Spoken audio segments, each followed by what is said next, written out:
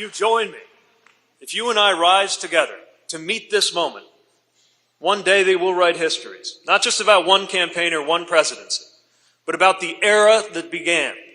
Here today in this building where past, present, and future meet, right here this chilly day in South Bend. That was Pete Buttigieg, the 37-year-old mayor from South Bend, Indiana, who's running for president in 2020. Pete was born in South Bend, Indiana, and raised as an only child by his mother and father. His father was an immigrant from Malta, and his parents were both professors at Notre Dame, and they raised Pete with education as a priority. Pete attended St. Joseph High School in South Bend. In the year 2000, he graduated as the class valedictorian, while also receiving the first prize in the JFK Profiles in Courage essay contest. Interestingly, Pete wrote about the integrity and courage of the young Bernie Sanders in that essay. I'm sure Pete had no idea he would later be running against that very man for the 2020 Democratic presidential nomination. Pete later attended Harvard College, where he would major in history and literature. In his time at Harvard, Pete became the president of the Harvard Institute of Politics Student Advisory Committee. After graduating from Harvard in 2005, Pete would be awarded a Rhodes Scholarship and would later earn a BA with first-class honors in philosophy, politics, and economics from Pembroke College in Oxford. While in college, Buttigieg worked as an intern for a local Chicago news station. He twice worked as an intern for Congresswoman Jill Long Thompson's campaigns. During the same time, Buttigieg worked as a policy specialist for 2004 hopeful John Kerry, which suggested his prior experience formulating national policy. He spent time in 2005 working as a conference director for the Cohen Group, and later in 2007 to 2010, he worked as a consultant for McKinley & Company. In 2009, Buttigieg joined the United States Navy Reserve, where he served as a naval intelligence officer until 2017. In 2014, Buttigieg was deployed to Afghanistan, where he was active for 7 months.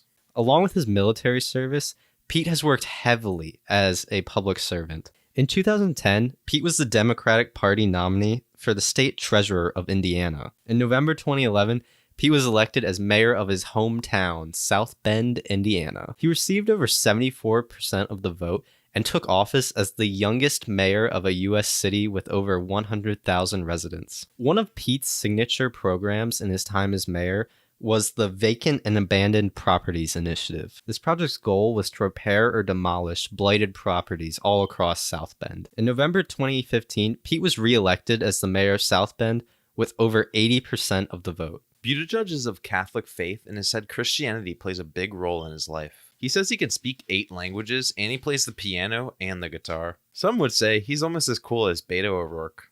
I'm keeping that. In June 2015, Buttigieg announced in the South Bend Tribune that he was gay. In 2017, Pete became engaged to his boyfriend, Chasten Glesman, who he married in June 2018. Buttigieg has written one book, which is called One Mayor's Challenge and a Model for America's Future. Buttigieg's central message to voters is that the aging Democratic Party needs to embrace its millennial members. First of all, we still have uninsured and underinsured people, millions. And it's one of the reasons why we can't be satisfied with where we are. The ACA made a great difference. It made a big difference for members of my own family. But it hasn't gotten us all the way there, and it's vulnerable to being undermined. As a matter of fact, right now, it's under attack by the current administration. That's why I believe we do need to move in the direction of a Medicare for all system.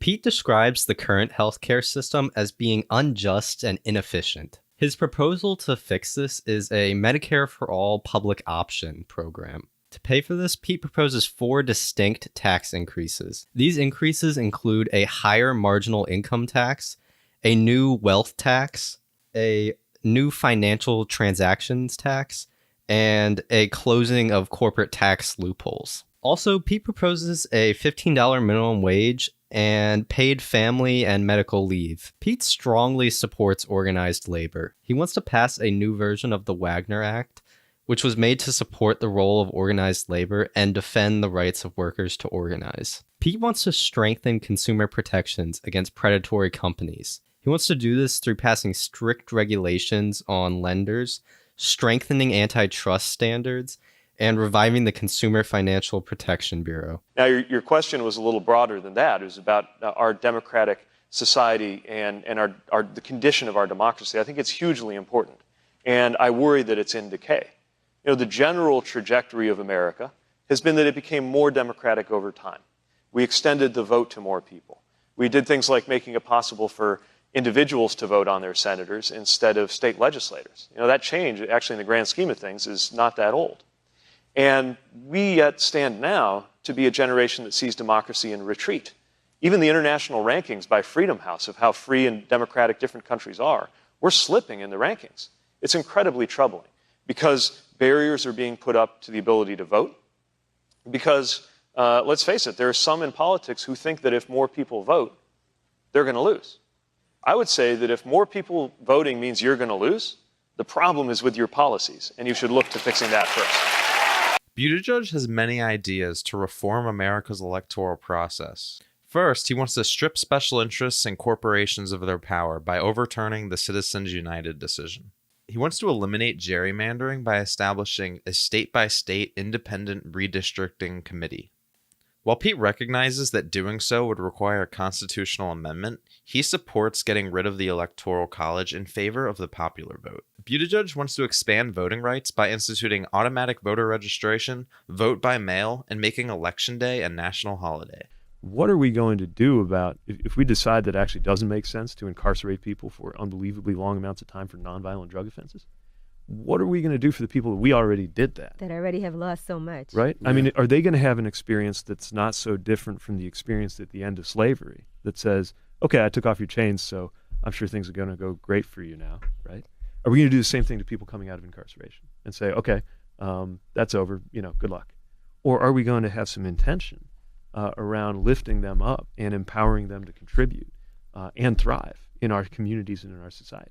Pete Buttigieg wants to fight mass incarceration and abolish policies perpetuating racial inequality. To accomplish this, Pete proposes an end to mandatory minimum sentences for certain offenses, the legalization of marijuana, abolition of the death penalty, and the elimination of private prisons. On top of this, Pete wants to help transition convicts back into civilian life through increasing federal support for reentry programs and giving ex-felons the right to vote.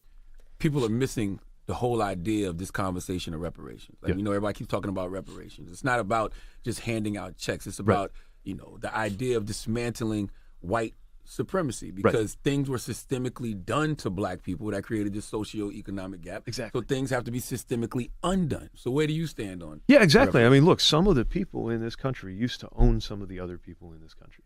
You can't just say the moment you heard about that.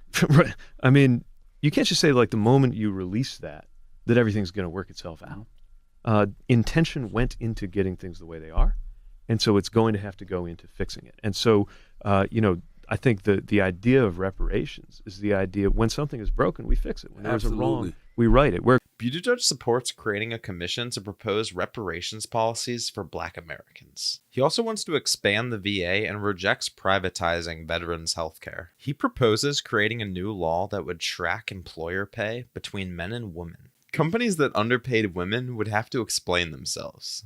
He would also support passing the Paycheck Fairness Act, which would allow women to challenge their employers over wage discrimination. Buttigieg is a strong supporter of abortion rights, and he wants to repeal the Hyde Amendment. If elected, he would reverse the transgender military ban and support the Equality Act, which would ban discrimination based upon sexual orientation and gender identity in employment, housing, and by the federal government.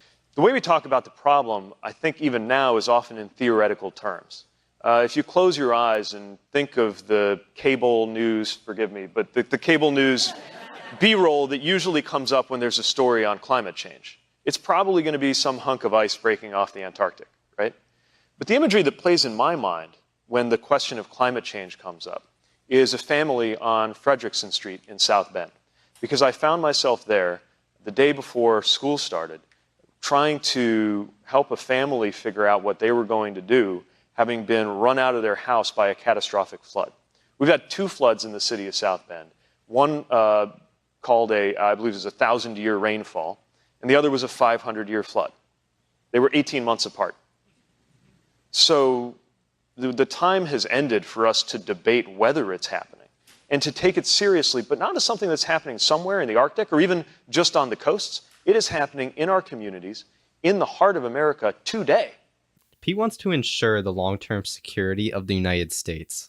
He claims that a big part of this goal is, quote, treating climate change like the national emergency it is. Pete supports the Green New Deal and a carbon tax with the goal of creating a 100% clean energy society. Pete also wants the US to recommit to the Paris Climate Agreement.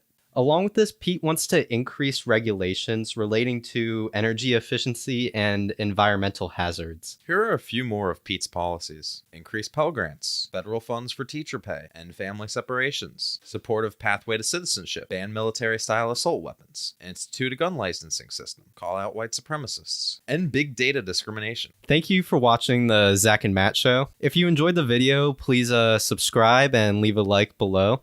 We're currently on the road to 100 subscribers, and if you subscribe today, not only would you make me happy, you would make my mom happy. Please leave a comment down below if there's any video you would like us to do next. And subscribe. I love you. I love you, America.